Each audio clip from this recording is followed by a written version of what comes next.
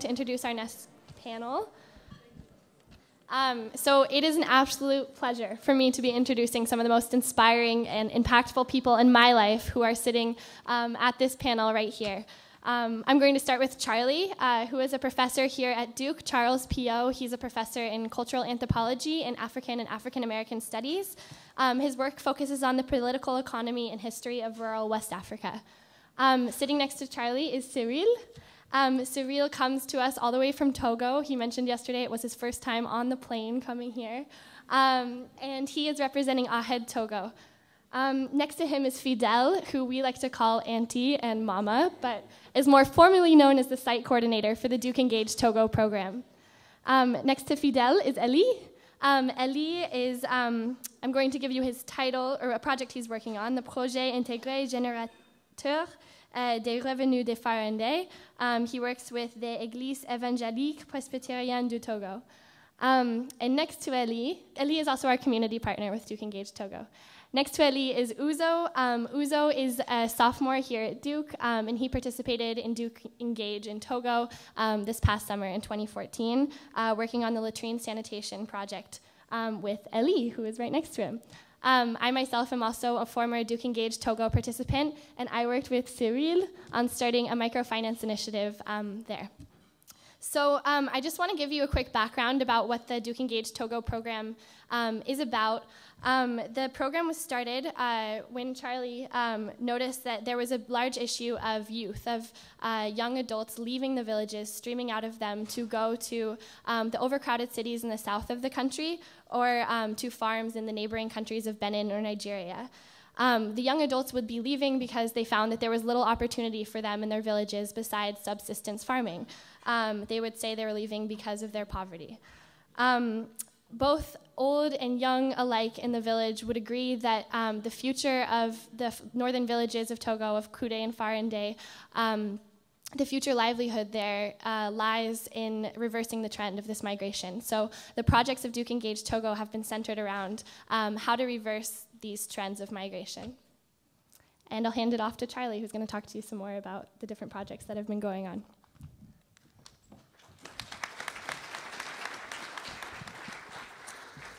Thanks, Emma. Let me just expand a little bit on the introductory comments before turning it over to our two community partners.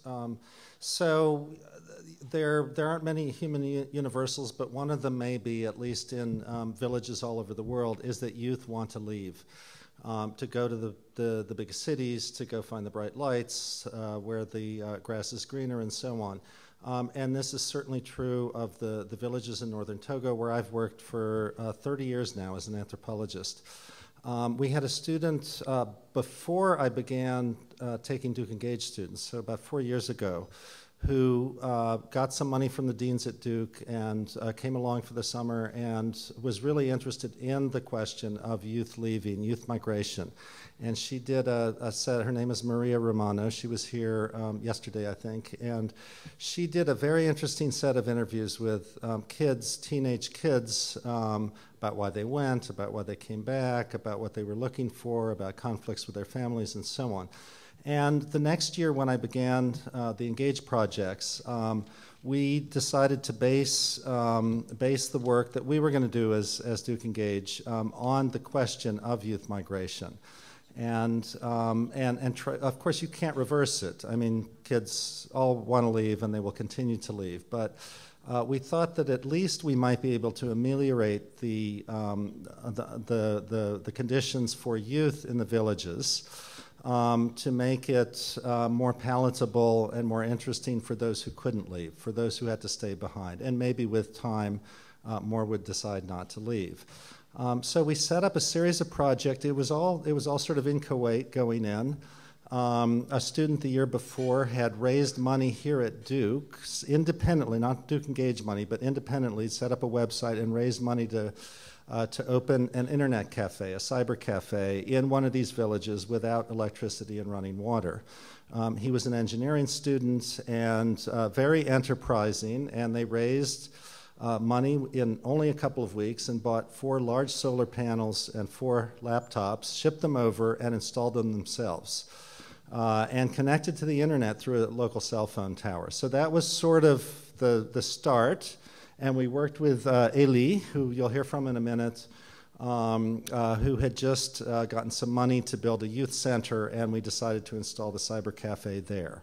At the same time, I had a little bit of money left over from book royalties. I make a pittance, a small amount of money every year on books that I've written about this area, and I decided to give that to starting a microfinance, not for adults, but for kids, for teenagers.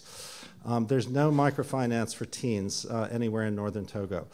So it was the first of its kind, and it was Emma, who you just heard from, who took that on as a project.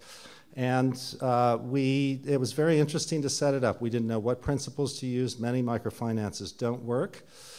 So we had to really think through the problem of microfinance and recuperating the money that we had loaned out.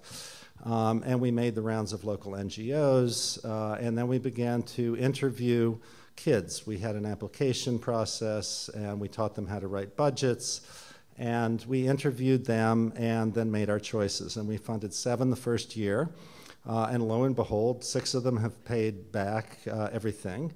And they pay back with interest, and we decided to give the interest back to them when they paid the whole loan back.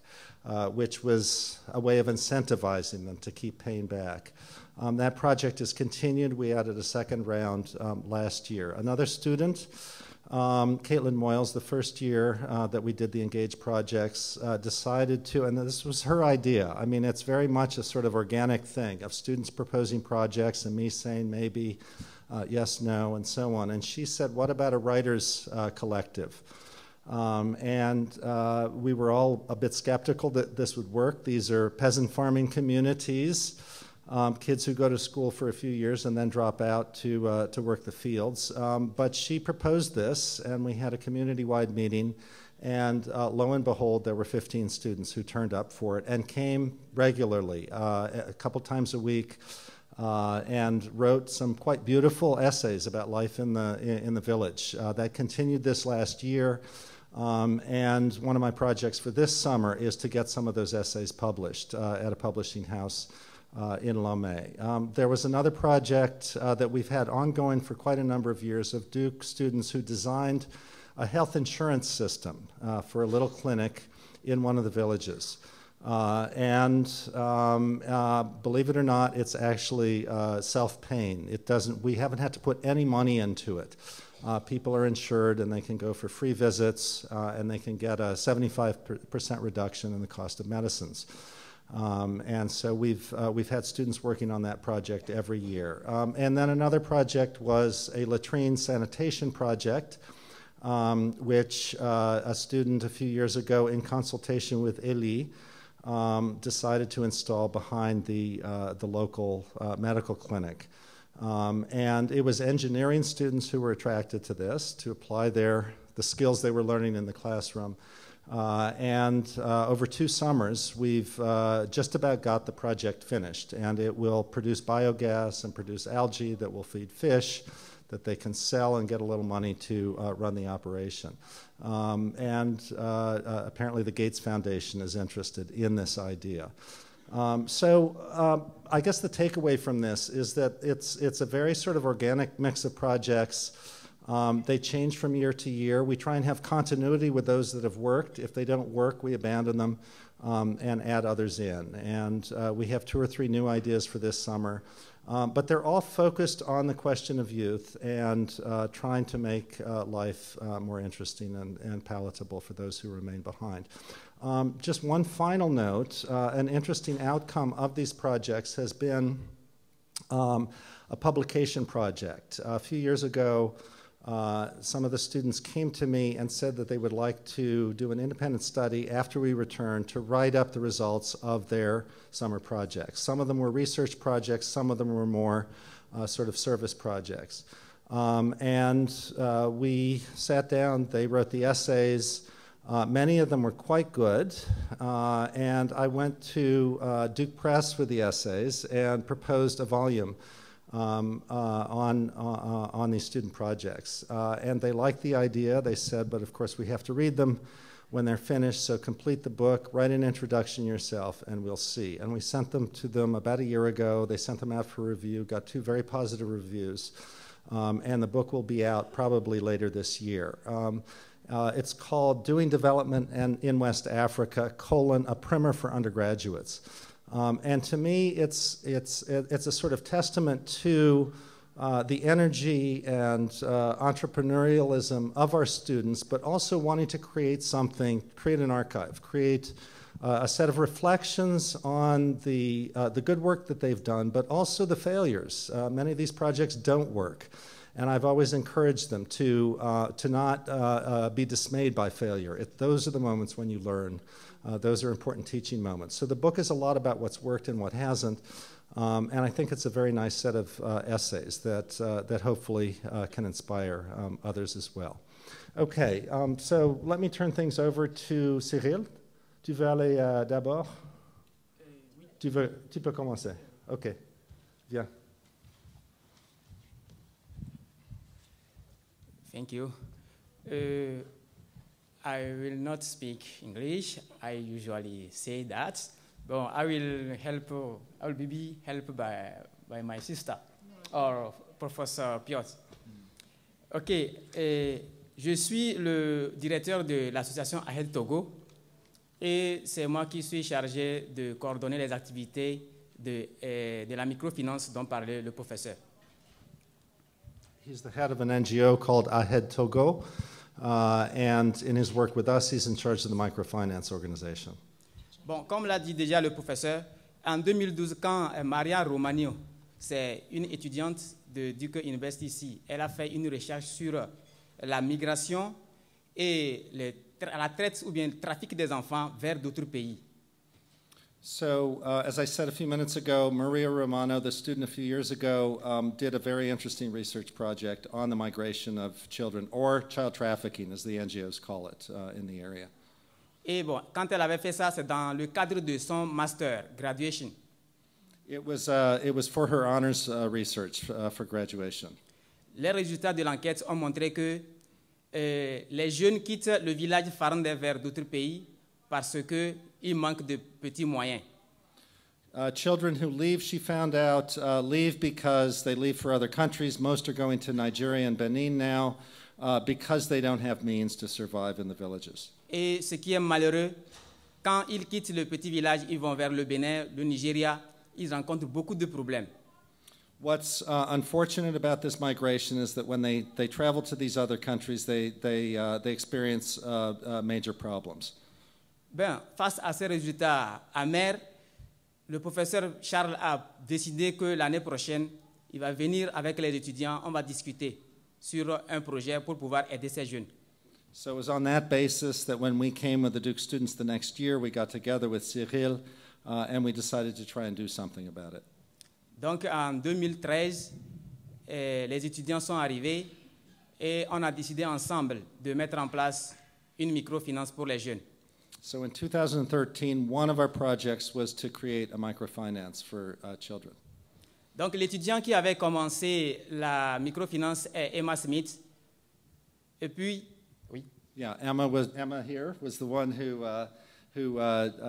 designed the initial microfinance. Bon, comme toute chose doit être faite avec une stratégie, on a décidé qu'on doit apprendre à ces élèves, ou bien à ces enfants, à ces jeunes qui quittent le village, comment on fait un plan d'affaires. So the first thing we tried to instruct the teenagers was how to come up with a plan of action or a budget. OK, quand on les apprend, on va les demander maintenant de soumettre leurs demandes. We asked them to submit an application with their demands and their budget. Et avec les étudiants d'éduquer, on analyse les dossiers et on sélectionne certains pour pouvoir les financer. And then those of us who were in charge of running it, Emma especially, but the rest of us working with it as well, we looked at the applications and made some choices. La microfinance a des conditions. La première condition, c'est de rembourser avec 10%. So the conditions are that you have to repay with a 10% interest. Et les 10%, ce n'est pas pour moi, ce n'est pas pour Charles, ce n'est pas pour Emma, c'est pour la personne elle-même, la bénéficiaire. But one of the innovations here was to give that 10% interest back to the person who had borrowed the money. Et puis, le capital est ramené pour pouvoir donner aux autres. And the capital that comes back in is rolled over to fund other projects. La deuxième condition, c'est que le bénéficiaire doit participer aux réunions hebdomadaires organisées par AHED Togo. The second condition is that everyone in the microfinance program has to come to a meeting every couple of weeks. Et à travers ces réunions, on essaie de sensibiliser ces jeunes, on discute, on fait sous forme de conférences sur les phénomènes qui minent leur société. So at those meetings, we try and educate them about the meaning of the microfinance system and of the need to repay so that others in the future can borrow as well. Et de cette manière, ça change les mentalités et on arrive à récupérer certains qui restent au village. And it's through that they learn how to manage money in this context, and hopefully will find a reason to stay in the village. And let me just interject here. Cyril is quite extraordinary working with these children. It's really, really thanks to him that this works.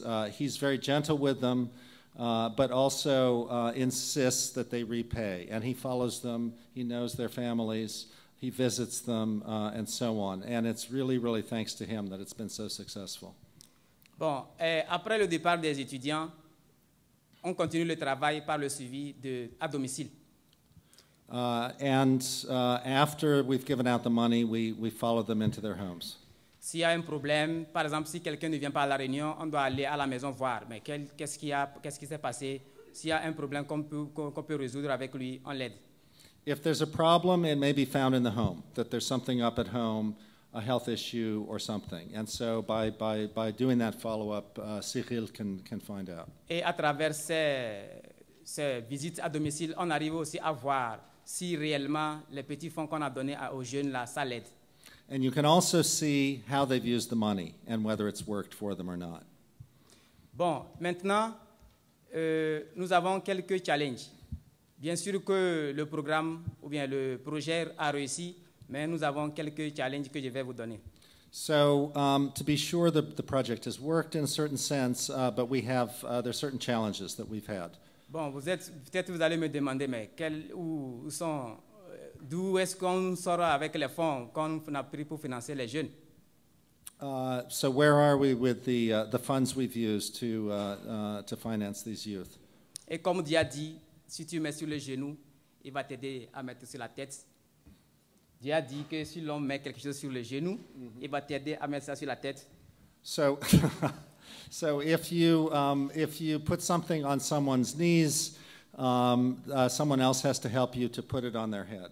Là, c'est Charles qui a commencé. Il a donné un peu de fonds pour commencer avec 7 jeunes la première année en 2013. So it was thanks to the money that was given the first year that we've used to finance these youth. En 2014, avec une autre étudiante que je nomme ici, c'est Linda, il y avait un autre professeur de Charles qui est venu, il a vu que c'est intéressant, lui aussi, il nous a aidés.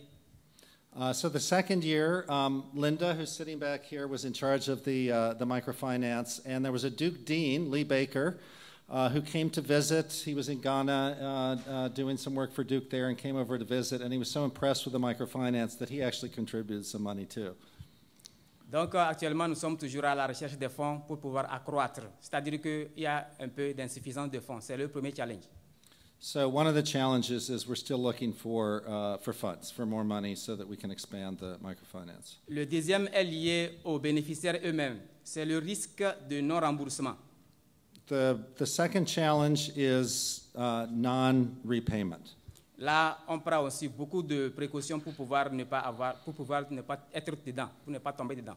We've tried to set up conditions so that they will pay back, but of course there's always a risk, and some don't. Le troisième challenge, c'est que, bon, on s'est dit que les fonds qu'on donne aux jeunes, parmi eux, certains vont voir que les fonds ne sont pas suffisants pour eux. And for some, they've borrowed, let's say, $100, but that's not enough for the enterprise that they want to set up. OK, voici en quelques mots les témoignages. Maintenant, on va suivre quelques photos, si c'est possible. Je sais pas comment le dire. If you can show the photos from the MJF 2014 folder?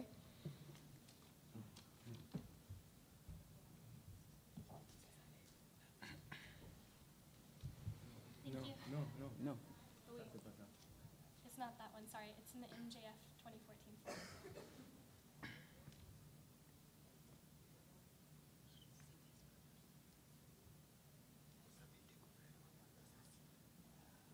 OK.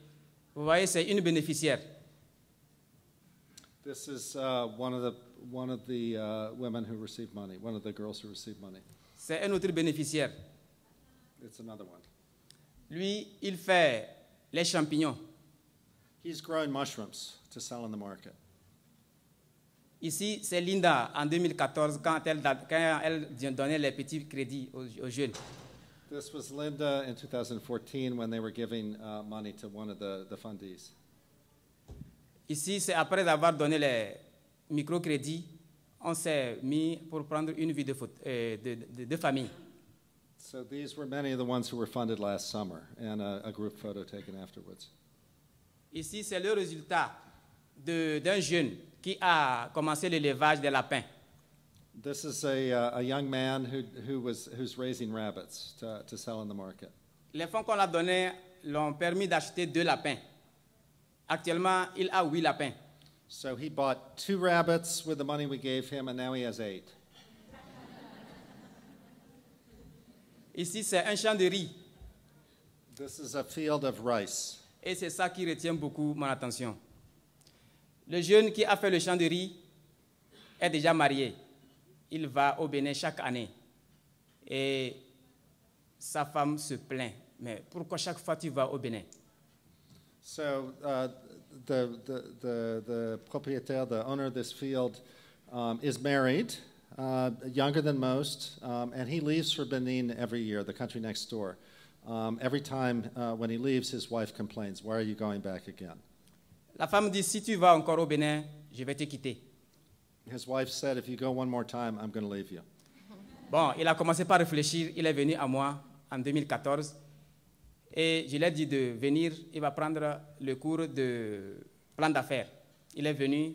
On l'a montré comment on fait. Et il a soumis. On l'a donné les petits fonds. So he came to Cyril. They had a conversation. Cyril said, "Why don't you apply for some money?" And he got it. Et il a pu faire ce champ. Voici le résultat maintenant. Il a récolté 3 sacs de riz.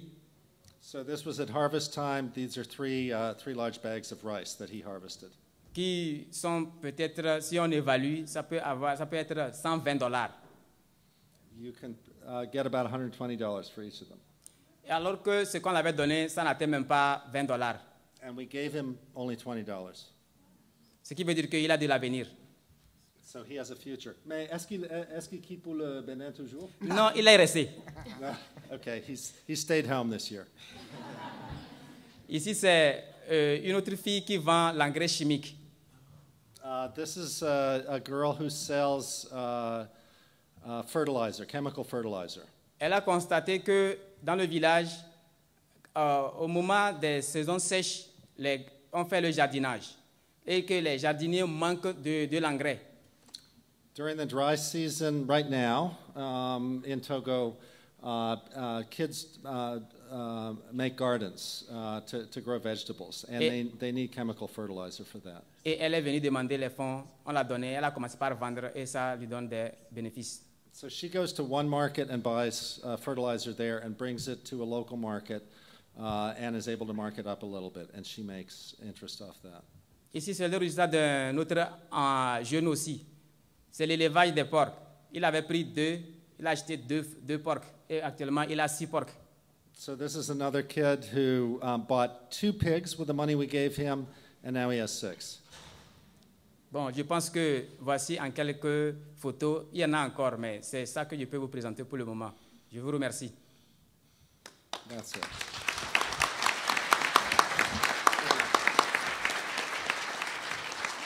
Eli.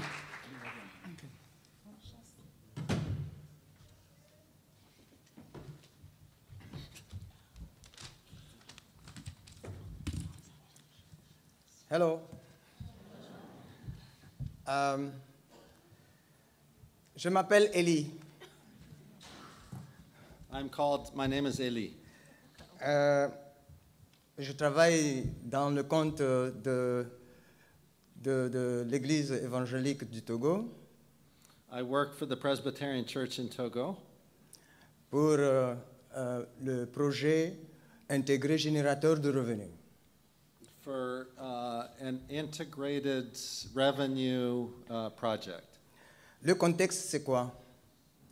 Le contexte, c'est que longtemps, je n'ai pas vécu dans mon village. For years, I didn't live in the village itself, the village where I'm from. C'est en 2005 que modestement, je suis revenu. In 2005, I came back home. Et comme Néhémie dans la Bible, j'ai trouvé de la désolation. And like Nehemiah in the Bible, I found desolation in my home village.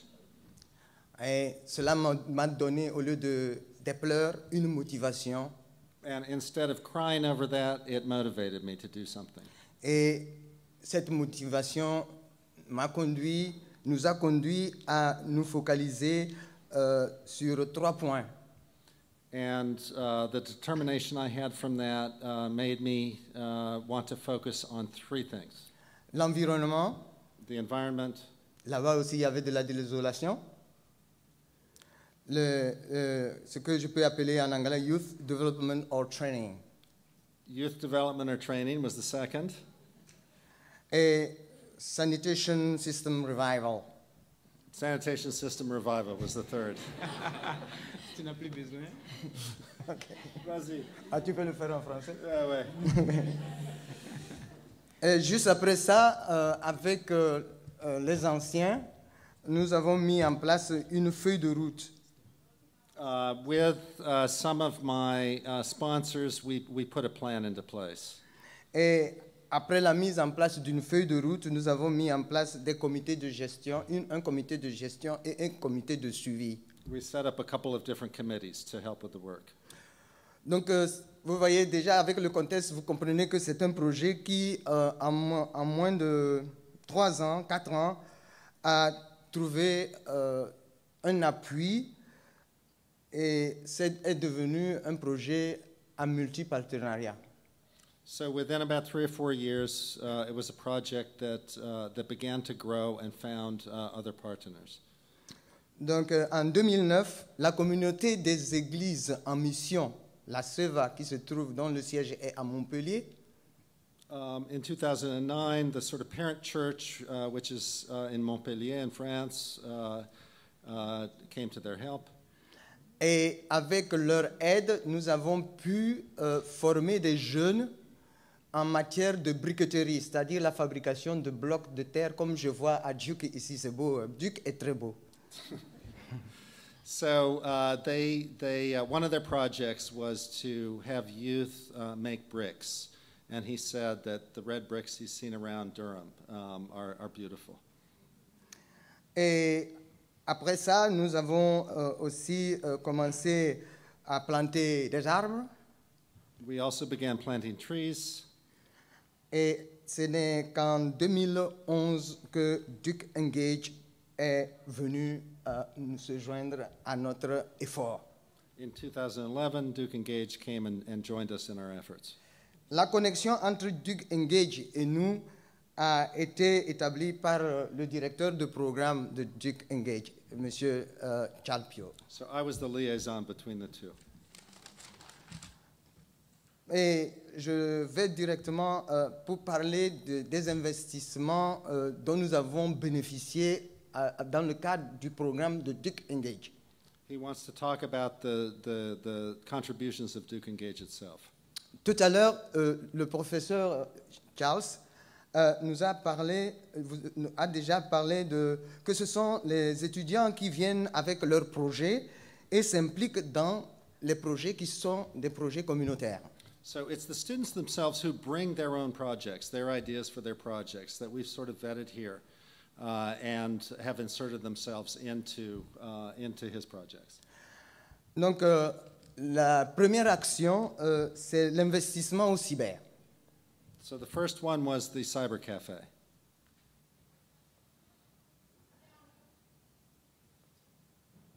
Oh, c'est où? Pour retourner. Le rouge. Non. Pour revenir. À gauche. Ça? Oh non. OK. Voilà nos petits commencements pour la construction du kiosque des jeunes, qu'on appelle le Centre Liberté. This is the building that the Cyber Cafe is in, which is called Liberty Center. Voilà. C'est la finition. C'est avec les briquettes pressées, avec la machine Tristram. Et ce sont des 8 jeunes que nous avons formés pour fabriquer environ 10 800 briques pour faire beaucoup d'autres projets, construire beaucoup d'autres structures au sein de notre village. So there were 8 youth who made 10,000 bricks that they've used for this and for other structures. Ensuite, voici le premier investissement des étudiants de Duke. Un ingénieur du nom de Connor s'est approché de ses parents pour trouver les panneaux solaires, les batteries, les panneaux solaires, tous les panneaux solaires qui sont en haut ici. You can see the solar panels on the roof. Et tout ce matériel pour venir monter tout le système d'électrification solaire dans ce bâtiment que nous appelons aujourd'hui le Centre Liberté. So it was thanks to this Duke student, Connor Cotton, a few years ago, that they were able to secure the solar panels and the computers and the batteries. Et dans ce Centre Liberté, on a collecté quelques livres pour les mettre à la disposition des étudiants et des élèves. So it's also become a library for youth. Mais nous n'avons pas oublié les petites chaises américaines là qui servaient pour les petits enfants. Et voici un cours. La sœur là, c'est une dame qui travaillait comme volontaire de Peace Corps et qui venait nous assister dans la formation en informatique des jeunes. So that was a Peace Corps volunteer in the area. When the Duke students left, she took over and continued to train the students. Oui, c'est toujours la formation des jeunes. Et tous ces ordinateurs, c'est toujours notre ami Connor qui a cherché des fonds. Il a fait un fundraising et puis amené tout ce matériel et nous a confié cela pour la formation de nos jeunes. Puisqu'en réalité, l'on a toujours dit que dans ce 21e siècle, quelqu'un qui ne sait pas utiliser l'ordinateur est un ignorant. So these were the laptops that Connor brought as well, and he ended by saying that we all know that in the 21st century, if you don't know the computer, you don't know anything. Une petite histoire. Il a mis son temps, il a failli rater son avion retour. Connor a failli rater son avion au retour. Oh, when he did the installation, his plane was leaving only a few hours later. He was still in the north, and he was about to miss his flight. Explique-leur ça, rapidement. Oui, Okay. But he soldiered on. He worked through the night for like 4 nights in a row. I mean, it was unbelievable. He was up on the roof at night. And he finished it and jumped on a bus and went to Lomé, and his plane left 2 hours later, and he made it. Et c'est là que travailler avec lui, ça m'a ouvert les yeux. On a travaillé jour et nuit, jusqu'à même parfois 4 heures du matin. Yeah, he worked all night until 4 in the morning. Sanitation System Revival. C'est ce que j'ai trouvé quand je suis arrivé. La désolation. These are latrines right outside the central marketplace. C'est comme ça que j'ai trouvé le système de latrines. Et il faut préciser que ces latrines sont construites au marché de Farendey pour éviter les contaminations. So it's a latrine system that's been set up around the market so that the market can stay clean. Et quelques années, c'est gâté, c'est détruit, et c'est comme ça que je l'ai trouvé. Et avec l'aide des sociétés de mission, ces photos ne sont pas claires, nous avons refait, et ça aussi c'est la désolation, nous avons refait les latrines, voilà l'aspect présent des latrines. So with the help of the church, they were able to begin to refurbish the latrines. Et nous avons aussi trouvé des fonds pour construire un château d'eau pour servir la maternité de Farandais, pour servir les latrines et pour le jardinage biologique. So they built this tower, which has a big basin of water on top, a big tank of water, that can service the latrines and other things at the clinic. Et ça, c'est toujours dans le revival. Conan est venu avec des fonds pour refaire ces bassins que vous voyez ici. So Connor was able to get a little bit of money from the Pratt School of Engineering here, and he came over to rebuild these basins. Et ça a dépensé 13 tonnes de ciment. 13 tons of cement. Il a amené aussi ce stérilisateur solaire. It's the solar sterilizer. Pour stériliser le purin. Et c'est tout ça là qui compose maintenant le système de transformation des déchets humains, la première matière, en spiruline, le gaz et du compost. So it's this system that produces biogas and compost. En dehors de ça, nous avons aussi la nursery des plantes, c'est-à-dire green nursery. There's also a nursery that is one of his projects. Et ce sont ces plants-là que nous avons plantés. Au total, les plants que nous avons plantés dans le canton, c'est 13 000. They've planted 13,000 trees in the area. Et c'est l'entretien dans la plantation. OK. Ici, c'est l'autre nurserie, la nurserie humaine. And he also has a kindergarten project. Et voilà le travail qu'on fait pour garder les enfants propres, garder les enfants éveillés avec le peu de moyens que nous avons. Et nous sommes très fiers d'avoir travaillé. C'est ma petite équipe, ma femme et mes 3 enfants. It's his small team, his wife and his 3 children. Merci.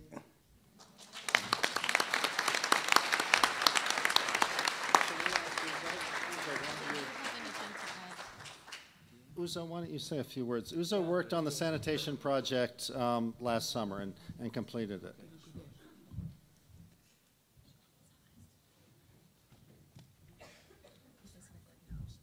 Good afternoon, everybody. I just have to start with saying how incredible both Ellie and Cyril are, especially Ellie. Every morning, 6 a.m., I would give him a call and say, we're going to work, and he would say, the smile, a smile in his voice, I'm already here, I'm waiting for you. And like he said, his family is this whole team. Let me give some background before I go into that. When I thought I was arriving for DukeEngage, I thought I was going to be testing the water that the sanitation system produced. So basically, it takes human waste and through a series of processes, a biodigester, and a solar sterilizer, it takes that human waste and produces 4 products. Organic fertilizer, which is the human waste that sinks to the bottom of the biodigester, which could be very beneficial because a lot of the inorganic fertilizer actually destroys some of the crops. The water that is eventually output at the end can be used to build spirulina or algae, which has been proven by the UN and a few other sources to be a good source of nutrition. And then that water could be used to build a fish pond and then sell those fishes on market days. So basically the entire system will be self-sustaining. So when I was going on the project, I thought I was going to be testing the quality of the water and improving the quality so it could produce spirulina and fish. But when I had arrived, after Connor had left, nothing had been done. The project had kind of lost its steam. So I was really disheartened, and Charlie had just said, you're here to learn, just sit back and see how you can be most effective. So I did an entire system revival, and I wrote up a report about what had been done, what needed to be done, how much it would cost, so that someone who came in the future could maybe work alongside Ellie and Cyril and the CMS to get it started. And fortunately, Dean Baker, who's just a good friend of Charlie's, was visiting, and he really liked what was being done. And so I told him how much money I needed and how much time it would take.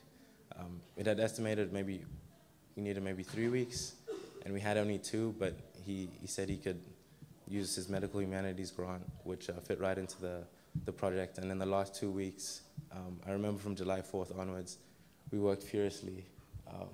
And Ellie actually saved my life in the process, because there'd be some questionable safety issues while I'll be working on the biodigestor. Sorry. Sorry. And Ellie was always there for me. And in the end, we managed to finish on the final day, and we kind of christened the system. We have a joke, we call it with our primary materials. So the system is currently operational. There's currently some community problems we have to work through, who exactly is going to run it, before it can actually be used. But we're just trying to keep that going. And I learned abundantly more than I could ever bring. He brought to me, kind of influencing some of my career decisions later in life. So I really gained a lifelong friend and some really, really unique skills in the process. So I just want to say again, thank you, Ellie, for everything. Thanks.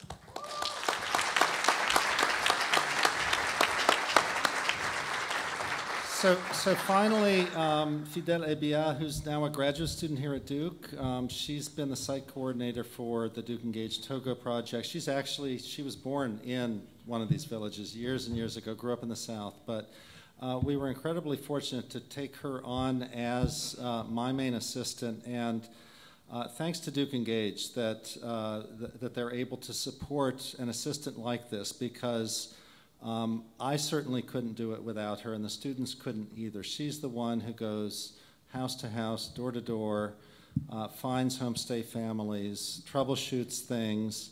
She speaks all the Togolese languages, so she can get us out of every pinch. Anyway, so it's really thanks to her that the projects work coherently. Anyway, Charlie, thank you. Well, just to conclude I would like to thank, it's not only we work, but we also give pleasure to the youth in the village.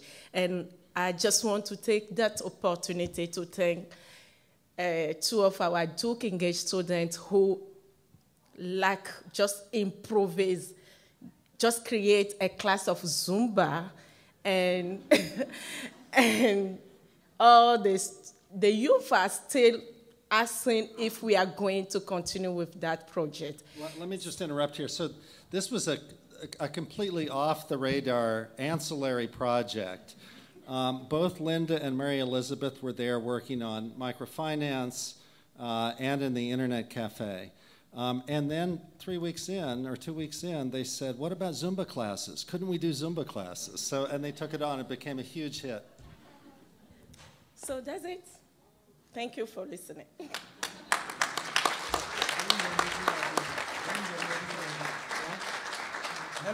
Hello. Yesterday, I turned around Duke University, and before I left, I wrote something but Duke University is another planet. Duke University is another planet. He toured Duke yesterday afternoon, and he said it's truly another planet.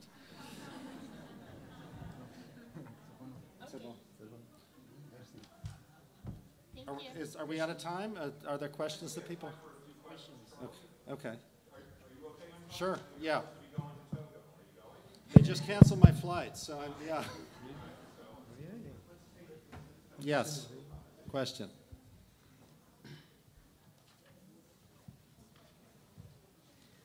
Lisa Kuhn from Foundation for Sustainable Development. You mentioned that there was research done in the community around youth migration. And I'd be very interested to hear, you who are from the community, what you learned from that research, if anything, or whether the research was restating things that you already knew, and what was the value that that research brought into the community? So the question was whether the folks from the community learned from the research that the Duke students were doing about the motivations for leaving and so on. It's a great question. We'll ask them. But they weren't actually doing the interviews with us. And in fact, I think they know most of it already. They know why kids leave and so on. But let's ask them. Donc, elle a posé la question, quand Maria a fait ses recherches, est-ce que vous, du village, on a appris quelque chose d'elle? Ça veut dire, elle a ajouté des nouveautés, soit vous avez tout connu déjà, quand vous êtes de là-bas.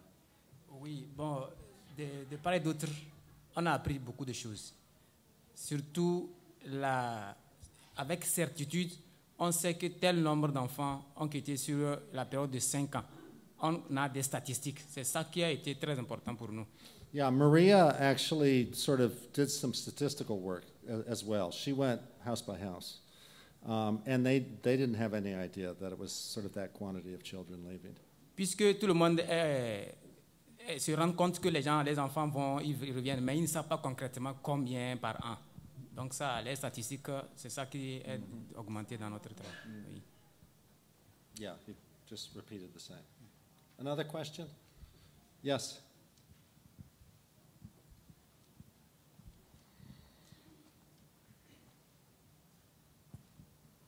My name is Faith from Uganda. I work with an organization called Bringing Hope to the Family.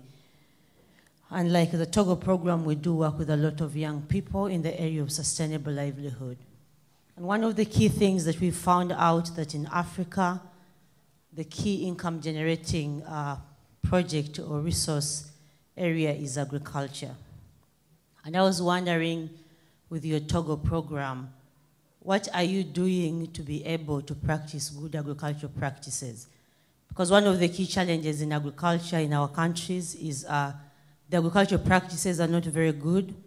And most of our young people, however much we equip them, they tend to go back to their villages in the rural, and the very common practice there for income is agriculture.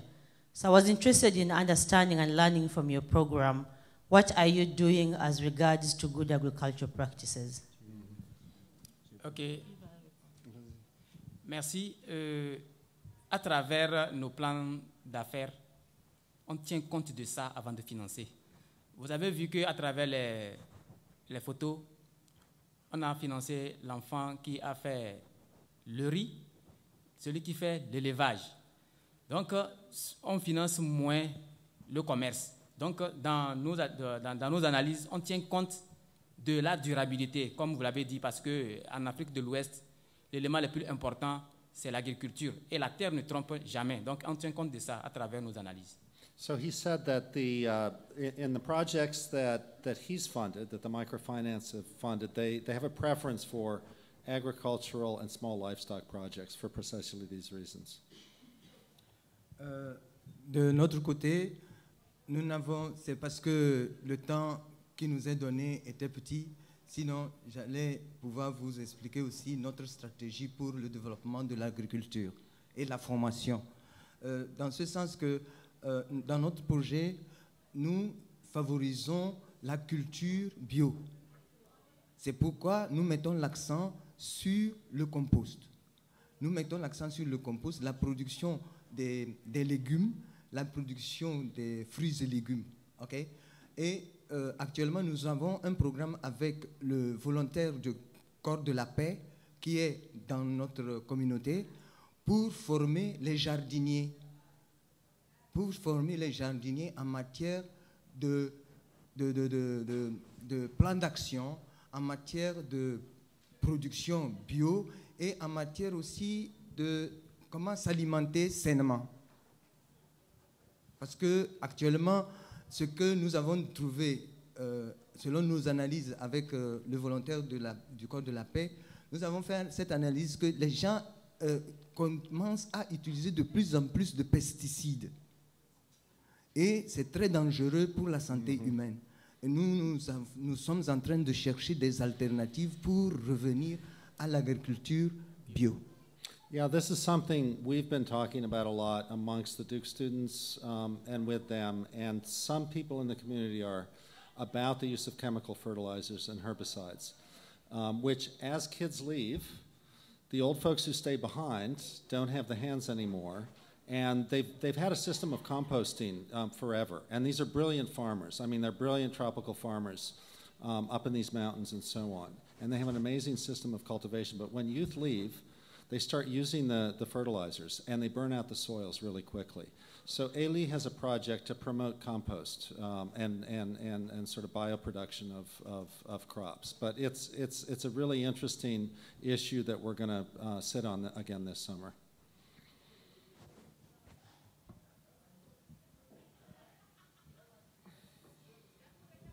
I was wondering if when you involve DukeEngage in your community, how other community organizations who do not involve DukeEngage react to that? That's a good question. Quand DukeEngage travaille avec quelques-uns, est-ce qu'il y a la jalousie envers les autres avec qui on ne travaille pas? La jalousie, ça ne va pas manquer. Nous sommes dans une société africaine. He said that there's always going to be jealousy. We're Africans, so there's always going to be jealousy. Et dans notre plan d'action, nous mesurons les forces, les faiblesses, les opportunités, les menaces. Et si nous devons regarder aux menaces, aux jalousies, aux blablabla, nous n'allons jamais avancer.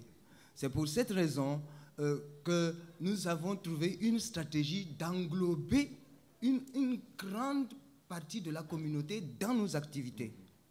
So we do everything to include as many people as possible and organizations as possible. Of course, there's jealousy and there's local politics and chiefs who want to take over the project and so on and so on. We spend a lot of time talking about that and try to avoid it. Cette question m'amène à expliquer, à dire en 3 points l'impact de DukeEngage dans les projets dans notre communauté.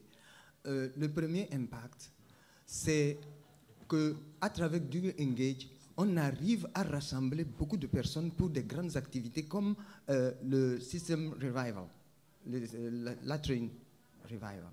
On a rassemblé des maçons pendant 1 mois pour travailler.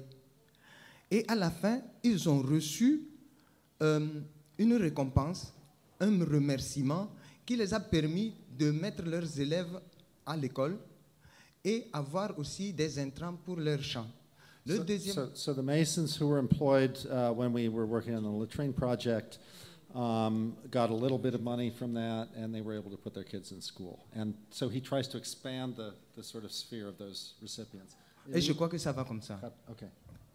I think we're out of time, so we'll stop there. Thanks.